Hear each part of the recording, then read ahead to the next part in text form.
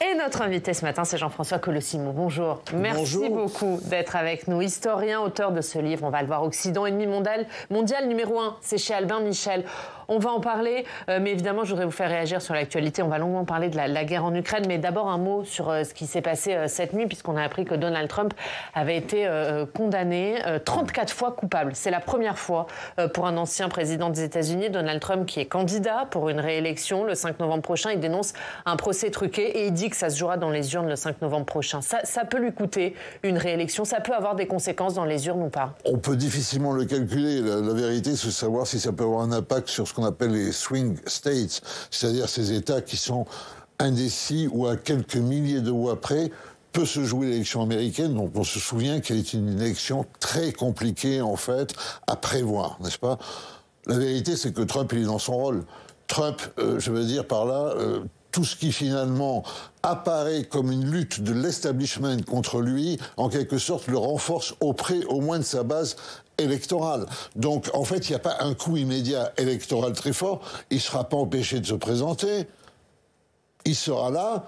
Et il pourra encore jouer ce rôle de victime, en quelque sorte, de l'Amérique mauvaise, l'Amérique noire, l'Amérique maléfique qui dénonce, l'Amérique qui a renoncé à elle-même, alors que lui, évidemment, ça serait l'Américain absolu. C'est tout à fait, quand même, je dirais, symptomatique d'un certain déclin de l'esprit américain que, finalement, ses électeurs lui pardonnent tous ses excès. Donc ça veut dire que, loin de l'affaiblir, ça pourrait même le renforcer? Peut-être pas le renforcer, mais je ne crois pas en tout cas que ça va lui enlever tant de voix que ça. Et on verra bien, effectivement, il a raison, cette élection va être capitale, non seulement pour les États-Unis, mais on le sait, pour nous-mêmes. On va parler de ce qui se passe en Ukraine, justement, et c'est un lien avec l'élection américaine. Un mot d'abord sur le débat du moment, puisque Joe Biden autorise l'Ukraine à frapper des cibles sur le sol russe, si ça permet de défendre la ville de Kharkiv. Emmanuel Macron veut permettre également à l'Ukraine d'utiliser des armes occidentales pour neutraliser des bases militaires russes. Est-ce que ça fait entrer le monde occidental et la France, notamment, de plein pied dans la guerre? C'est ce dont accuse Marine Le Pen et Emmanuel Macron. Non, mais je dirais, pour ce qui est de Joe Biden et même d'Emmanuel Macron, enfin, depuis le début de cette guerre, en fait, nous prenons à retardement les bonnes décisions. Et du coup, le front, les Ukrainiens sont littéralement aujourd'hui enfoncés et en danger. Il ne faut pas se leurrer. Les Russes avancent, les Russes se sont remis en ordre de bataille. On va peut-être de manière inéluctable vers une victoire de Poutine, n'est-ce pas? Et cette victoire de Poutine, qu'est-ce qu'elle signifie pour nous? Il faut l'empêcher à tout prix. Donc, vous voyez que chaque fois que Donc elle n'est pas inéluctable encore, la victoire de Poutine? Non, elle n'est pas inéluctable du tout, parce qu'il faut toujours compter avec les Russes sur leur capacité, je dirais, à contre-produire, n'est-ce pas?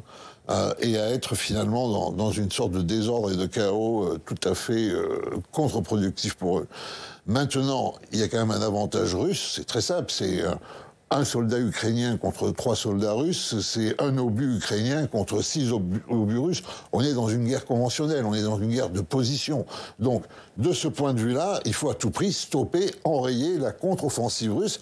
Qui plus est, cette contre-offensive, aujourd'hui, elle est très mesurée, elle est lente, mais elle est redoutablement efficace, n'est-ce pas? Alors, enfin, nous allons porter, c'est ce qu'il fallait faire depuis très longtemps, le combat sur le sol russe. Pourquoi? Parce que derrière Kharkiv, il y a Belgorod. Chaque fois qu'il y a eu des opérations ukrainiennes à Belgorod, ou des opérations de ce qu'on appelle l'armée russes libres, enfin, qui sont en fait des opposants à Poutine, qui se sont militarisés, chaque fois on a vu qu'en fait c'était un véritable désastre de l'autre côté. Parce que, en fait, les Russes ne savent pas vraiment qu'il y a une guerre. Porter la guerre sur le territoire russe, ça veut dire aussi montrer la faiblesse de ce régime, n'est-ce pas? Faiblesse réelle, profonde. On l'avait vu lorsque Prigojine avait marché sur Moscou, le responsable, le chef de Wagner, n'est-ce pas? On avait vu un Moscou vide, enfin, etc. Donc, cette capacité de riposter pour les Ukrainiens sur la base arrière, en fait, hein, puisque les attaques en profondeur, là, restent interdites et à raison. Les attaques en profondeur, ça serait si on permettait aux Ukrainiens, j'allais dire, d'aller, ils n'ont pas d'aviation, mais d'aller bombarder Moscou, par exemple. Là, ça serait grave. Ou de dépêcher des missiles sur Moscou. Là, on entrerait dans une guerre vraiment front contre front. Mais le fait de permettre aux Ukrainiens de couper l'approvisionnement des armées russes... On reste dans une stratégie défensive. On reste dans une stratégie. On n'est pas dans une escalade dans cette guerre. Voilà, et j'espère que les armes vont finir par arriver, parce que vous savez qu'il y a un décalage atroce entre le moment de l'annonce, le moment de la décision réelle, le moment du transport, le moment de l'arrivée et le moment de la mise en effet des armes. Mais quelle serait la réaction de Poutine si les armes occidentales frappent le sol russe? Il nous dira une fois de plus que si on fait un pas de plus, il utilisera l'arme nucléaire qu'il n'utilisera pas. Donc c'est des menaces en l'air pour vous?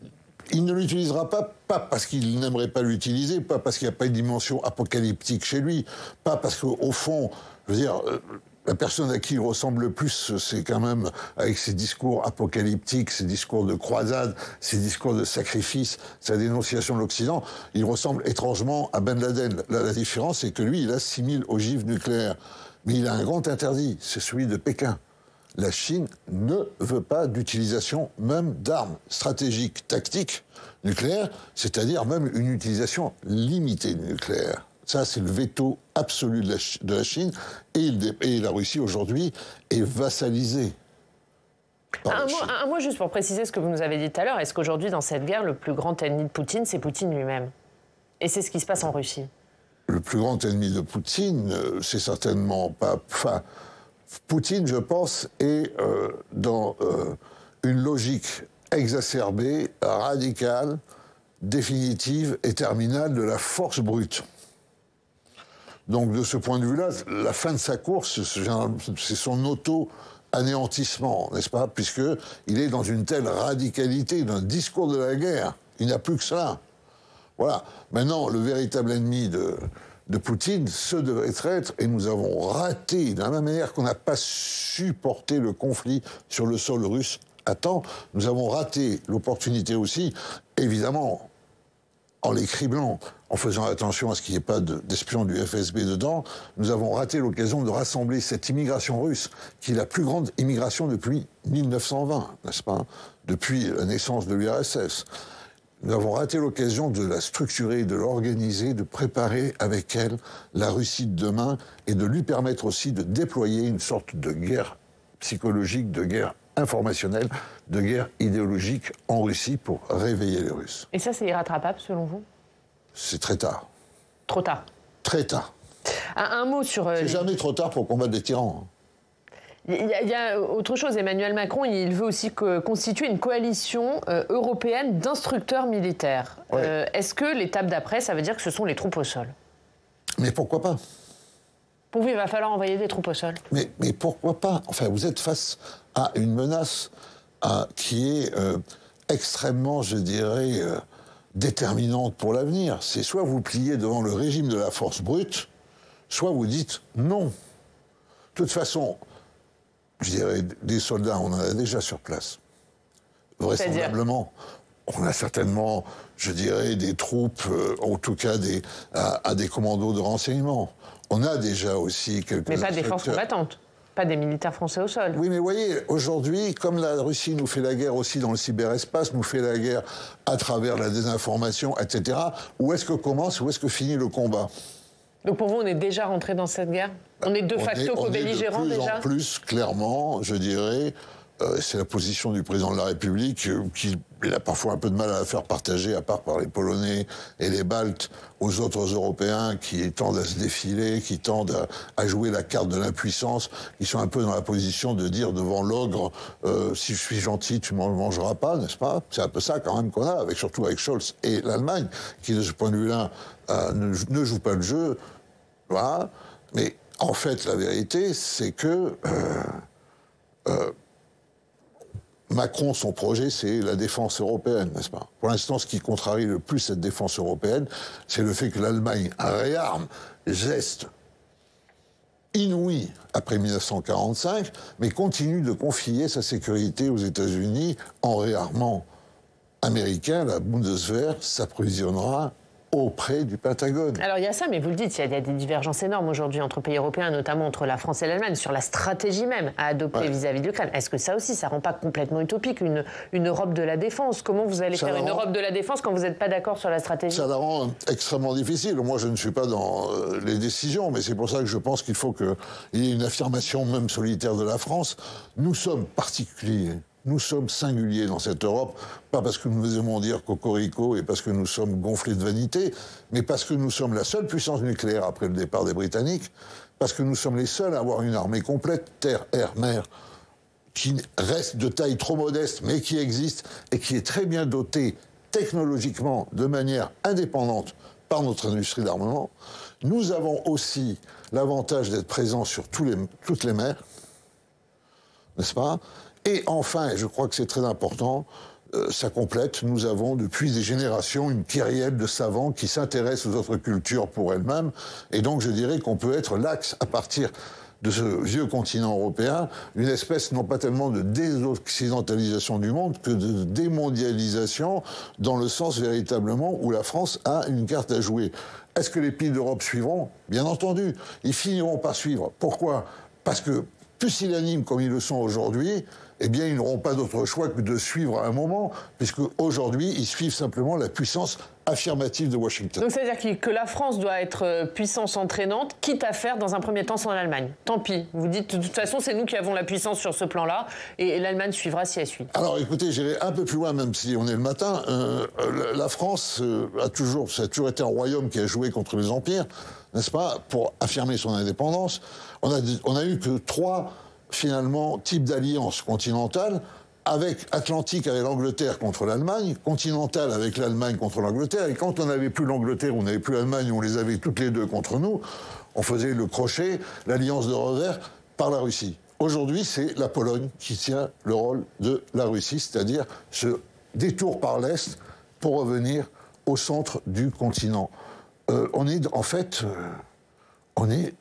dans un développement, je dirais, plutôt classique, en fait, de notre grande diplomatie millénaire.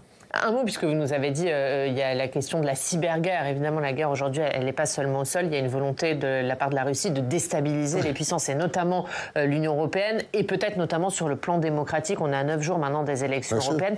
Est-ce qu'il y a un risque aujourd'hui de déstabilisation de ces élections européennes par la Russie? Je crois que ce risque, d'abord, il est constant. Des cyberattaques russes, mais pas simplement. Il y a des Chinoises. Il y a des Turcs. Alors, elles sont encore plus visibles, je dirais, au niveau planétaire, parce que nous sommes violemment attaqués partout où nous avons des intérêts. L'Afrique subsaharienne étant, malheureusement, le meilleur exemple de cette pression où la France est dénoncée. Mais il y a aussi l'intervention, évidemment, dans le jeu électoral, et on le voit bien. Enfin, la fabrication de ces attaques antisémites pour, en fait, là aussi, disqualifier l'ensemble du pays, n'est-ce pas? Les fake news, les faux sites, etc. C'est tous les jours, c'est à tout moment. La Russie emploie une armada à cette fin. Il y a aussi la Turquie, la Chine, l'Iran. Donc pas que la Russie. Un mot, puisqu'on va parler du 6 juin, évidemment, ça approche à grands pas, ce sera jeudi prochain, commémoration en grande pompe de la part notamment du chef de l'État. Vous qui êtes historien, est-ce qu'avec ça, il n'instrumentalise pas un petit peu l'histoire à des fins électorales? On sera à 3 jours du scrutin. Écoutez, je dirais, on peut pas être, avec le respect que je vous dois, on peut pas être trop, ni vous ni moi, Alice au Pays des Merveilles. Enfin, je veux dire, le président de la République, c'est le chef de l'État, c'est le chef de l'État, c'est le chef des armées, c'est le chef de la diplomatie. C'est ce rôle qu'a voulu le général de Gaulle, même s'il a été écorné par le quinquennat. Le général, c'est le grand administrateur des symboles. On voit mal pourquoi il emploierait les symboles à son désavantage. Vous voyez, on voit mal pourquoi. Alors, Volodymyr Zelensky participera à ces cérémonies du 6 juin. Il restera même le lendemain en France. Il sera là. Est-ce qu'il peut obtenir plus aujourd'hui de la France dans cette guerre en Ukraine? Zelensky a dans la... Enfin, l'Ukraine aujourd'hui a dans la France et Volodymyr Zelensky a dans Emmanuel Macron le meilleur allié. Je ne vois pas ce qu'il peut obtenir de plus. Je pense que, en revanche, vous voyez, on s'est posé la question de savoir est-ce qu'il faut inviter Vladimir Poutine bon, d'abord, la réponse a été un peu simple, là aussi. C'est que si on l'invite, c'est pour l'arrêter. Donc, c'est pas tout à fait un geste d'hospitalité ou de courtoisie, puisqu'il a un mandat international. Non, il faudrait inviter la veuve de Navalny. Pour en fait, on rende hommage au peuple russe. Parce qu'il faut tout enlever à Poutine. Parce que Poutine est un usurpateur de l'histoire russe. Poutine est un usurpateur de l'esprit russe. Poutine, avec son camarade, le KGBiste, le patriarche Kirill, n'est-ce pas, le grand, je dirais, animateur de la Sainte Croisade pour la Sainte Russie, etc. Poutine est un usurpateur du christianisme russe, de l'orthodoxie russe. Quand on lutte pour les Ukrainiens, on lutte aussi pour que les Russes, enfin, trouvent la liberté qui leur fait défaut depuis un siècle.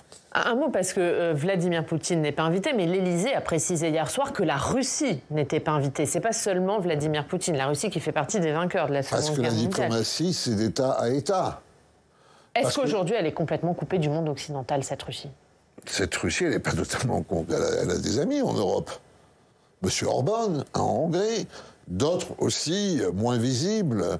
Bien sûr qu'elle n'est pas coupée, bien sûr que l'embargo n'a pas totalement réussi, bien sûr que, je veux dire, même si on n'aime pas M. Poutine, même si on a de mauvais souvenirs de l'Union soviétique, cette musique de l'Occident maléfique, de poids, de mesure, etc., retentit dans le Sud, même si ce Sud est divisé, même s'il est aussi autant une fiction géopolitique que le fameux Occident global que Poutine désigne la vindicte des peuples. D'ailleurs, je ne sais pas si vous avez remarqué, les Russes ne parlent plus de Sud global, ils parlent maintenant de majorité mondiale. La raison simple, c'est que s'il faut incarner le Sud, il est évident que les Chinois et les Indiens sont quand même plus représentatifs que les Russes eux-mêmes. Mais bien sûr que tout ça est largement orchestré. Bien sûr que c'est nous qui pouvons avoir le sentiment parfois d'être en fait aujourd'hui à l'échelle planétaire plus ou moins isolés. D'où la nécessité d'un sursaut. Mais juste, est-ce que ce symbole, parce que c'est quand même fort de dire la Russie n'est pas invitée, est-ce que ça ne va pas rendre d'autant plus difficile un dialogue pour sortir de cette guerre? Est-ce que de toute façon, il va falloir dialoguer pour sortir de la guerre ou pas? Mais quel dialogue Il n'y a pas de dialogue possible pour vous? Le dialogue... Alors écoutez, on ne peut pas... Vous voyez, ça c'est aussi le problème un peu français, je dirais, pour le coup, des montagnes russes. On a reproché à Emmanuel Macron d'avoir trop voulu dialoguer au départ avec Poutine, mais à cette époque-là, il y avait une chance. Pourquoi? Parce que Poutine a réellement fait une opération spéciale au départ. Au départ, il pensait que ses troupes allaient arriver à Kiev, liquider Zelensky, mettre une marionnette et qu'il allait détenir l'Ukraine, parce que tous les Ukrainiens étaient pour lui. Donc à ce moment-là, parler avec lui, c'était tâcher d'éviter cette guerre globale, conventionnelle, totale dans laquelle on est entré. On lui a reproché maintenant, il faudrait parler avec Poutine. Pour l'instant, de toute façon, celui qui aimerait bien parler avec nous, c'est Poutine lui-même, pour réaliser ses avantages, comme à un moment au casino, on se retire en fait de la roulette, je dirais, pas pour aller échanger ses jetons. C'est trop tôt, c'est pas le moment, et ça voudrait dire véritablement qu'on lui abandonne un tiers de l'Ukraine, et en plus le tiers le plus vital de l'Ukraine, là où il y a toutes les richesses. Ce 6 juin, et la mer Noire. Ce 6 juin, il va avoir un symbole particulier. Il se déroule alors que la guerre est revenue sur le sol européen. Quel va être le symbole, justement, de cette journée? Je crois que le symbole, ça va être ce pourquoi, finalement, ces GI, en 1942, se sont mis en branle, même s'ils venaient du Midwest, peut-être avec une forme de croyance naïve, mais une croyance réelle, c'est qu'ils agissaient pour la liberté. Le mot, ça va être la liberté, je pense. Le mot de référence, j'en sais rien, mais ça va être, je pense, la liberté. La liberté, c'est ce qu'il y a de plus menacé aujourd'hui. Et quand on fait le compte, quand vous voyez les femmes iraniennes, quand vous voyez les Arméniens du Haut-Karabakh, les femmes iraniennes sur lesquelles le régime iranien fait tirer dans la rue, comme ça, est-ce qu'elles veulent devenir occidentales? Non, elles veulent la liberté. Les Arméniens du Haut-Karabakh, avec ce Haut-Karabakh transformé en camp de concentration à ciel ouvert par M. Erdogan, les Dalits en Inde ou les musulmans qui sont réprimés par M. Modi, n'est-ce pas, etc. Les Ouïghours de Chine, qui, eux, vivent une expérience quasiment génocidaire, n'est-ce pas? Eh bien, là où on en est, tous ces peuples, tous ces mouvements, je dirais, tous ces blocs de militantisme qui disent non à la barbarie et à la tyrannie, eh bien, ils nous disent quoi? Ils nous disent qu'ils veulent, en fait, cette liberté de décider de leur vie, de leur destin, etc. Et c'est à quoi on devrait être sensible. C'est-à-dire, nous avons ce bien inestimable, et je crois que, finalement, on passe véritablement à côté aujourd'hui, une espèce de marasme, de dépression globale, non seulement française, mais du continent, enfin, etc. Trop d'abondance, finalement, nous a nui.